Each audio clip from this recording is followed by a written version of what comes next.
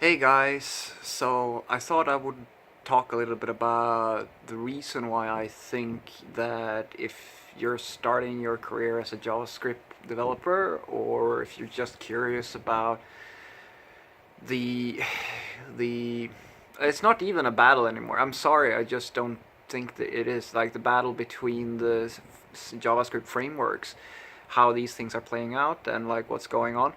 I highly recommend you, and you probably guessed this if you watched any of my other videos, that you take a look at React, because from my point of view it is that it's the winner of this. It's not even a competition anymore.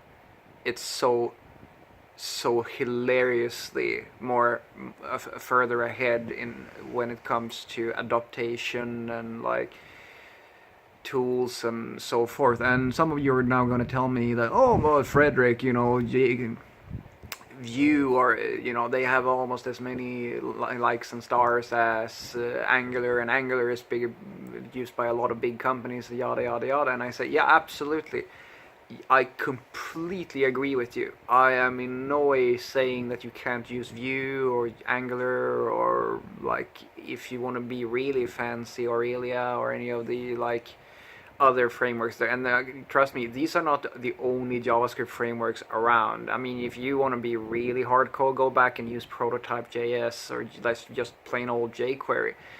What I'm trying to say here is that, or rather the argument I'm going to make here, if we look at the all things considered, React has won this a long time ago. Or rather, if it hadn't, it just a few, like it's not, as I said, I'm going to try to convince you by saying that, think about it from this perspective. So React has Facebook behind it, and yes, Angular does have Google behind it. Vue is its own little cutesy thing, which I'm not saying it's a bad framework. I'm simply stating that there are very, very large companies behind these two frameworks, which it's a good thing and a bad thing, but that should give you a rough idea of how easy it will be to sell people on this.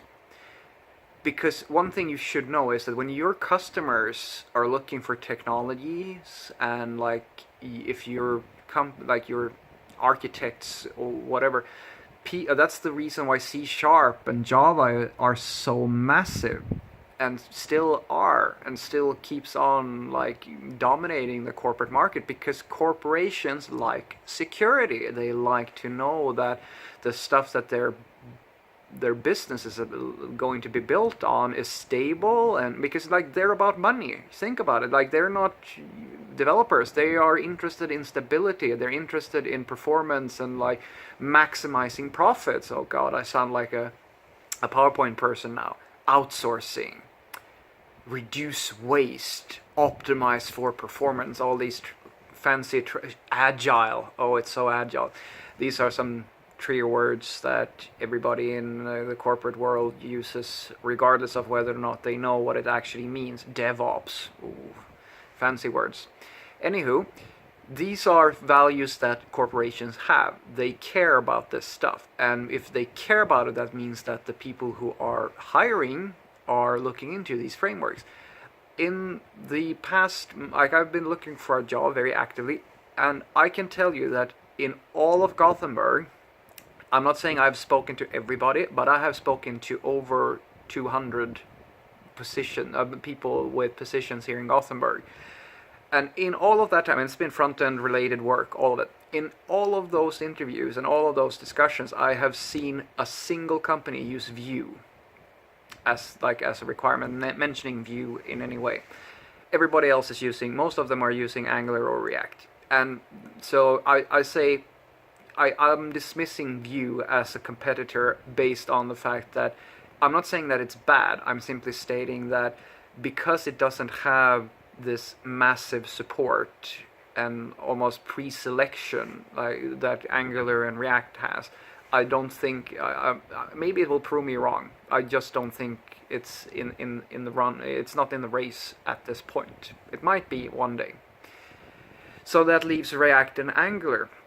So why am I saying that React is beating Angular? I am saying that because React is breaking ground in more, it's transitioned away from the original specification and the original thing was made to solve, and breaking ground in areas that are way ahead of Angular. Angular hasn't even started, like they're still struggling with trying to get people to understand their framework.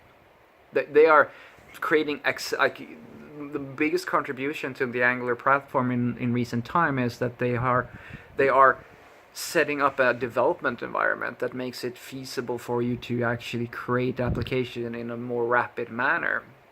And apart from having a completely custom, almost completely custom DSL and like their own entire environment, they are still figuring out how to create long-term support for, or like rather, how to make their framework not be React and be relevant to developers. And from my perspective, I think that the way that they're going about this is through, they're trying to play the corporate card. And what I mean by that is that they're trying to do the same thing as basically as Java and C# did.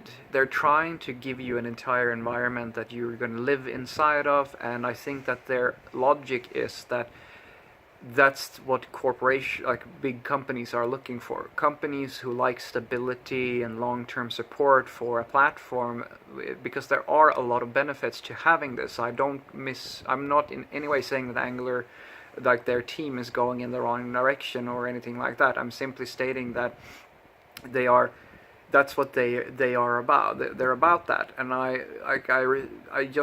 personally, I don't think that they are doing the right thing. I understand that they can't just change direction now, because you build something and then you support it for 100 years regardless of how you feel about it, and there are political matters at play, of course, and like communities. It gets so complicated so quickly. That's why you don't really see, if you look at PHP, for example, and you almost never remove anything from that language. You simply add new stuff on top of it. And JavaScript has some stuff of that as well, because you need to be backwards compatible, right? So I understand that the direction that Angular has taken is, personally, I think it's a lock-in. I think that they basically tripped themselves over. They created something, and now they're forced down that route, regardless of regardless of the other innovations that are happening. I mean, they have Google has projects like Polymer, for example, and that kind of should give you an indication. So Angular has gone through two major revisions in recent time since its release, and Google still has Polymer, which is a direct competitor to Angular in essence. So you should kind of get the feeling that this is not this type of, it's not even in the same league as the type of investment that Facebook is making into the React brand. And now we come over to React. So what should you look for when it comes to React to give you this indication that it's winning this battle? Well, it's not just about adoption. It's about the entire ecosystem that they are building. So they have people contributing with massive amounts of external tools like Redux. They have Jest coming. Jest is also in play now. They have plugins for the browser that helps you with the Redux pipelines. They are breaking ground with React Native. They are actually transitioning from, it's the same type of deal that Electron is doing, and Electron is making some amazing innovations in terms of what they're doing is just completely mind-blowingly amazing.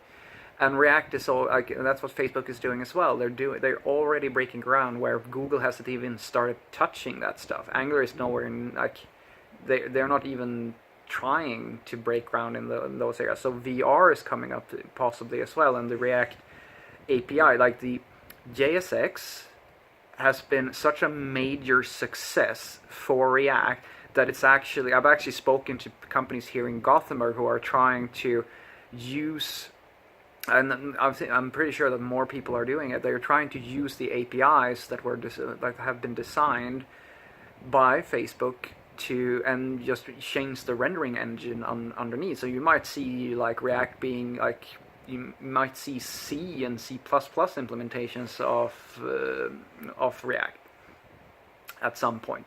It's absolutely amazing.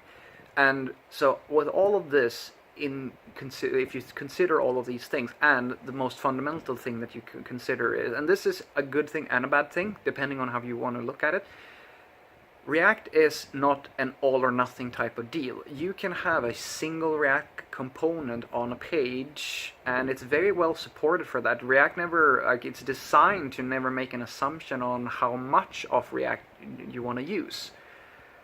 That's not so much what Angular is doing. You can do it, but it's very much about the SPA. It's always been about the SPA, and that's not always right for every situation. So React in essence is a little bit more dynamic, a little bit more flexible, and what's even better is that the syntax that React uses, there are absolutely things that are very specific to React, but JSX and the overall way of working with React, it's so close to the known patterns such as HTML and just plain old ES6 classes and stuff like that.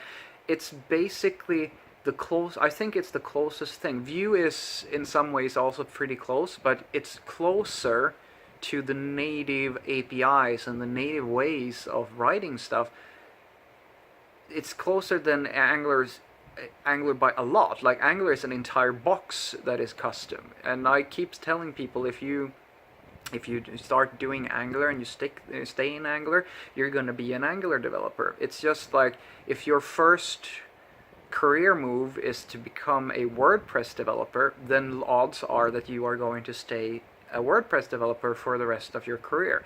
That's not a bad thing. I'm just stating that there are programmers who go. There are the most lucrative jobs and the most sought after programmers in the world are the people who they work across languages. They don't just know, their experience and skill doesn't just stay in a single box. They can do anything. You can throw them at most problems, or put them in like even in a position where they never even touch the language, and they can still become productive very quickly. And that's not you're not going to be one of those people, most likely, if you go into WordPress or that type of stuff, because it's very specific.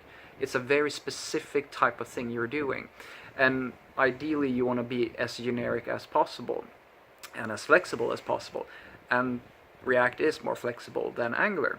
So my suggestion to you guys who are just starting out, here's a very short list of the technologies that I believe that is going to get you to, it's going to make you the most productive and relevant front-end developer. And it's just not all about front-end, but in essence, this is hopefully going to give you a really good starting point.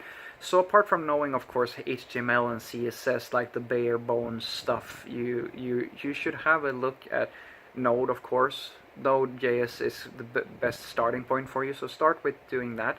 Use Express.js as your first web framework. That's going to help you understand how to create a web page.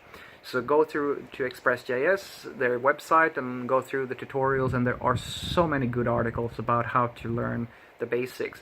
Start by learning how to, first and foremost, make a HTTP request to the server so that you can respond with just some text, and then learn how to do JSON parsing and stuff like that. That's also going to be possible through Express. And then finally do rendering, like HTML rendering, so that you know how to create a web page with rendered content. You should probably use a renderer such as EGS. It's fairly, or Swig. I think that it doesn't really matter which one you pick, but try to stay away from Jade. It's not a bad thing. I use Jade as well, but my motto is that you want to stick with things, especially when you're a beginner. You want to stick with tools that are very similar to tools that other languages are using, because it's of the same reason. If something is too custom, it's too doing its own thing too much, Sometimes it's a good thing, like Elm did. It's the idea behind Redux and Flux and all that stuff. That comes from like that's from Elm, and Elm is a very special type of language. It's its own thing, and sometimes that works out, but for the most part, not so much. Look at Haskell, for example. Haskell is also it's doing its own thing, and not necessarily in a good way. Some ideas are being adopted, but it's for a beginner. It's not good to go too custom on your first go, because then your understanding you will lose some benefit of learning something that's fairly standard. Anywho, so after you know these things and rendering and all that good stuff, you now can make a web page. So you should learn how to use Sass. And I'm saying this because Sass is probably the most broad CSS preprocessor there is. I'm not saying that it's the best. I think personally that Sass is going away fairly soon, but it's a very good starting point, because a lot of the projects that you're going to work on uses Sass. So take a look at that. And apart from these things, you should then have a look at React, because if you start out with what I've been saying so far, you should now know enough how to make a standard boilerplate web page without any fanciness at all. So then, when you know that, you take the next step and you learn React.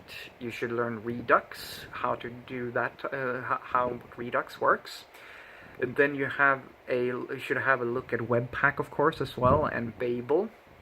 As you can hear, the list goes on and on. But these are the bare bone tools, I think, for becoming a really relevant front-end developer today. So basically, React is, it's the creme de la creme of web framework, front-end frameworks right now. So you do that. You can have a look at React Router as well. That's very useful to know.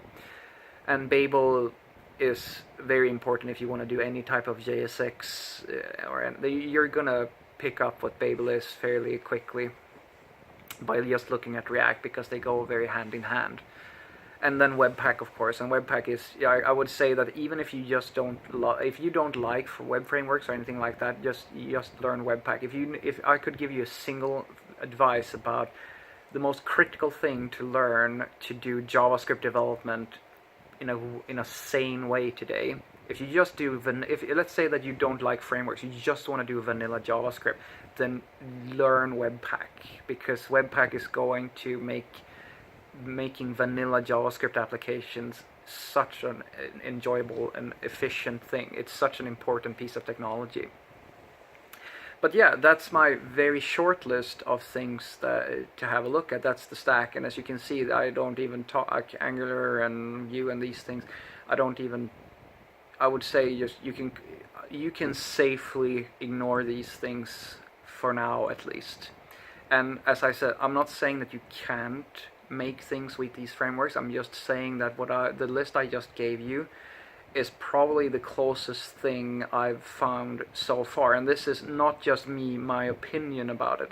This is a basic.